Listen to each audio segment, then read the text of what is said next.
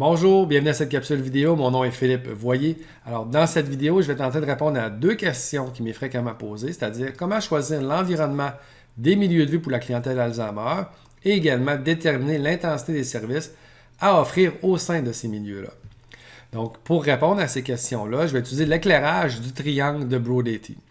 En fait, le triangle de Brodetti avait été utilisé également dans le sous-comité sur les SCPD du plan Alzheimer. En fait, dans le plan Alzheimer, moi, j'ai le privilège d'être dans le comité central et aussi d'être responsable du sous-comité sur les SCPD. Et pour structurer l'intensité des services pour la clientèle Alzheimer, en lien avec l'intensité des SCPD, bien, on avait utilisé là, ce triangle-là. Donc, le triangle de Brodetti, en fait, ça vient du premier auteur, dans lequel il est établi qu'il y avait 7 niveaux d'intensité de services à offrir à la clientèle atteinte de troubles cognitifs, en lien avec la fréquence et la sévérité des SCPD. En fait, il a fait un parallèle entre des services, une prévalence de fréquence d'SCPD et donc ces 7 niveaux. Alors ici, ce que vous avez, c'est dans le fond, c'est la traduction là, en français du triangle de Brodetti en tant que tel. Donc, ce qu'on voit, en fait, c'est qu'il y a une première ligne. La première ligne, elle concerne les 4 premiers niveaux qui sont ici. Donc, le niveau 1, c'est qu'en fait, il n'y a aucune présence de troubles neurocognitifs majeurs. Donc, c'est des interventions de prévention universelle pour finalement éviter ou diminuer les chances que les personnes soient atteintes d'un trouble neurocognitif majeur. Le niveau 2, en fait, c'est des troubles neurocognitifs majeurs, mais que finalement, ils n'ont pas vraiment ces patients-là, ces résidents-là, ou les usagers, dépendamment d'où ils vivent, bien, ils représentent 40% de la clientèle et, dans le fond, ils n'ont pas de SCPD. Le niveau 3, en fait, ils ont des troubles neurocognitifs majeurs avec des SCPD légers. On entend par léger, problème de sommeil, errance, dépression légère, apathie, questionnement répétitif, présence intrusive. Ça représente 30% en tant que tel de la clientèle atteinte de troubles neurocognitifs majeurs. Et par la suite, vous avez le niveau 4 qui est SCPD modéré avec dépression majeure, agression verbale, psychose, désinhibition, errance. Puis ça représente là, 20%. Les interventions ici, on est plus en termes de consultation spécialisée. Parce qu'en fait, au niveau 2, comme vous voyez ici, on est plus en termes de prévention. Donc, on peut s'imaginer que c'est une clientèle qui vit à domicile encore. Donc, on essaie, là, par des stratégies de prévention, de développer les habiletés du proche aidant, des équipes soignantes, des auxiliaires de santé et services sociaux, de s'assurer que, dans le fond, on va bien prévenir pour éviter la présence de SCPD.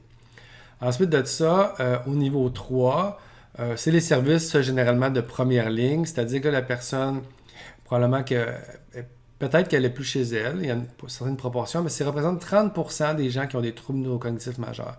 Donc, on va la retrouver en RPA, on va la retrouver en RI, on va la retrouver dans des organisations communautaires ou des OBNL là, qui offrent des services à la clientèle Alzheimer, les maisons Gilles Carle par exemple, Carpe Diem et ainsi de suite. Les CHSLD également. Donc, c'est toute la première ligne auprès de cette clientèle-là. Et niveau 4, avec des troubles neurocognitifs avec SCPD modéré, bien encore là, on est dans les RPA qui se spécialisent là, pour la clientèle Alzheimer, on est dans les RI, SAPA, on est dans les CHSLD également. Et ici, dans le fond, ils sont toujours dans le même milieu de vie, donc on est toujours dans globalement la première ligne, mais, mais sauf que comme les SCPD sont modérés, qui ont une certaine complexité, qui représentent des fois des défis pour la vie en collectivité, bien, les services qui sont recommandés dans un tel cas, dans le triangle de Brodetti, c'est d'avoir des équipes mobiles SCPD. Par la suite, dans le niveau 5, on parle de 10, ça représente 10% des gens atteints de troubles neurocognitifs majeurs qui ont des SCPD sévères, donc dépression sévère, psychose, hurlement, agitation sévère. Et ces gens-là, dans le fond, doivent plutôt se retrouver dans des unités prothétiques. Donc, dans les unités prothétiques, ça peut être des milieux de vie qui sont similaires comme ceux de niveau 3, niveau 4, sauf qu'en termes de professionnels de la santé, l'équipe interdisciplinaire sera davantage présente. Il peut y avoir des éducateurs, des psychoéducateurs qui s'ajoutent à des préposés qui sont en plus grand nombre et des infirmières également. Niveau 6, on parle de troubles neurocognitifs majeurs de type très sévère. On parle que c'est moins de 1% des cas, donc des agressions physiques, dépression sévère, des suicidaires. Donc là, on est plus là, dans les unités de gérontopsychiatrique en tant que tel. Donc maintenant, on est en lien avec des médecins spécialistes pour gérer ces cas-là. Et le niveau 7, qui est SCPD extrême, donc c'est des unités SCPD pour des SCPD qui sont extrêmes, donc en termes de fréquence. Et là, c'est plus rare. Et ça c'est nos unités là, de troubles de comportement sévères qu'on a là, dans chacun des RUIS là, au Québec. Là. Certains n'en ont plus qu'un, mais c'est un nombre très limité de lits en tant que tel. Donc, à la question, quelle offre de service offrir dans les milieux de vie pour la clientèle Alzheimer, quel environnement leur offrir, bien, vous voyez, c'est que en fait, la réponse, ça ne peut pas être une seule courte réponse. Ça va dépendre du profil de la clientèle en tant que telle. Règle générale, pour la clientèle de première ligne, en fait, ça représente 90% de la clientèle en tant que telle. Bien, eux, dans le fond, ce qu'ils ont besoin, c'est un milieu de vie qui est plutôt d'apparence résidentielle. C'est d'ailleurs ce que l'INES arrivait comme conclusion dans son analyse là, de la qualité des milieux de vie là, en octobre 2018. Et dans la littérature scientifique, là, on démontre bien là, que tout ce qui est là, small scaled home-like, là, plus c'est petit, c'est d'apparence résidentielle, ce sont les milieux de vie qui donnent le plus de résultats positifs pour la clientèle. Lorsqu'on regarde le triangle de Brodetti en tant que tel et la situation, en tout cas pour le Québec, on peut se poser quelques questions sur le nombre d'équipes ambulatoires. Parce que vous pouvez regarder chacun de vos CIS et vos CIUS et vous poser la question, est-ce qu'on a suffisamment d'équipes ambulatoires pour supporter des équipes spécialisées SCPD, là, pour supporter les CHSLD, les RI, les RPA, le domicile, les centres de jour, les organismes communautaires, je pourrais ajouter les OBNL, qui accueillent des clientèles atteintes d'Alzheimer et que finalement, ils ont besoin de davantage de services de façon temporaire de par la complexité des besoins de la clientèle. Et bien ça, ce qu'il faut savoir, c'est que dans certains territoires, il y en a qui ont dans certains CIUS, je devrais dire, il y en a qui ont jusqu'à 4 équipes ambulatoires SCPD, mais il y a d'autres 6 ou CIUS qui n'ont pas d'équipe en tant que telle. Alors, c'est certain que la difficulté puis le maintien des résidents atteints d'Alzheimer dans leur milieu de vie devient de plus en plus difficile si lorsqu'il y a des défis plus grands, il n'y a pas d'équipe ambulatoire qui peut venir les aider. Vous voyez, dans le plan Alzheimer, là, on recommandait là, la constitution des équipes ambulatoires, ça devait inclure quelle profession, quel professionnel. C'était uniquement à titre suggestif parce que les équipes, là, dans le fond, sont très diversifiées, celles qui sont existantes, puis la majorité là, fonctionne très, très bien en tant que telle. L'autre élément qu'on peut se poser comme question, vous vous souvenez qu'il y a 10% de la clientèle qui devrait plutôt vivre dans des unités prothétiques. Les unités prothétiques, en tant que telles, sur le plan de l'environnement physique, il n'y a pas vraiment de changement. Ils ont besoin aussi d'un environnement plutôt résidentiel, mais c'est surtout les équipes soignantes qu'on doit avoir plus de préposés, plus d'infirmières, une consultation médicale qui est facilitée, avoir également des gens comme des éducateurs ou des psychoéducateurs qui viennent prêter main forte là, aux équipes sur une base quotidienne. Donc, par exemple, si vous analysez votre propre CIS ou CIUS, puis vous dites, nous, on accueille 1000 résidents en CHSLD. Si vous êtes dans la moyenne, vous avez environ 800 de vos résidents qui ont des troubles neurocognitifs majeurs ou des problèmes cognitifs en tant que tels.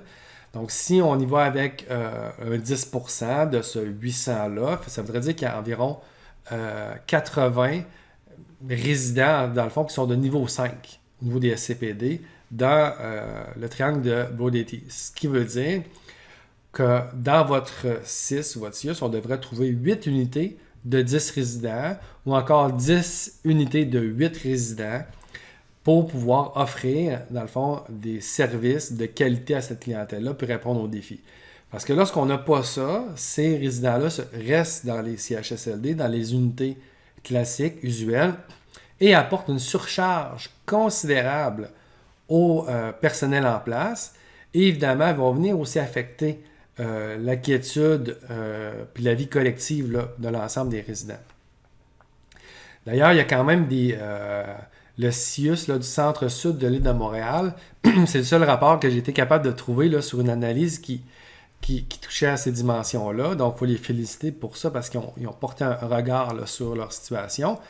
Et ce qu'ils dénotaient, c'est qu'il y avait 8% de lits pour des troubles de comportement. Donc, on peut penser, là, ils appellent des unités spécifiques, mais dans le fond, des unités prothétiques probablement. Peut-être spécifiques parce qu'il y a aussi, pour le 8% de lits, des gens avec troubles de santé mentale. Donc, dans le triangle de Brody, on spécifie clairement que c'est pour la clientèle Alzheimer ou des troubles neurocognitifs majeurs là, similaires. Ce n'est pas les troubles de comportement qui sont causés par la santé mentale. Donc, en réalité, l'analyse qui a été faite ici permet de dire qu'il faudrait avoir 10%, mais 10% de lits uniquement pour la clientèle avec troubles cognitifs pour finalement probablement là, soutenir et alléger les unités classiques là, de soins de longue durée dans leur réseau. Donc, quel est le milieu de vie à la question initiale? Hein? Quel est le milieu de vie idéal pour la clientèle Alzheimer? Bien, en fait, il y en a qui vont être à leur domicile. Après ça, il y a la première ligne, donc des RPA, des RI, des organismes communautaires, des CHSLD. Mais il faut s'assurer qu'il y a des équipes mobiles, ambulatoires, qui puissent les aider lorsqu'ils ont des difficultés en lien avec la gestion des problèmes de comportement. Puis après ça, ça prend des unités prothétiques. Les unités prothétiques, pour l'environnement, comme je vous dis, c'est pas mal la même chose que pour les unités ici, qui est plus un milieu de vie d'apparence résidentielle. Sauf que c'est les professionnels qui changent. Tandis que le niveau 6 et 7, là, on tombe davantage avec des milieux dans lesquels on va avoir des chambres d'apaisement, d'isolement ou autres. Compte tenu de la dangerosité, on va avoir un accès médical qui est en présence quotidienne, par exemple le niveau 7 et ainsi de suite. Alors voilà qui complète ma capsule vidéo. J'espère que cette vidéo, vous la trouverez instructive et vous permettra de porter un regard sur votre propre organisation. Alors, merci beaucoup pour votre attention.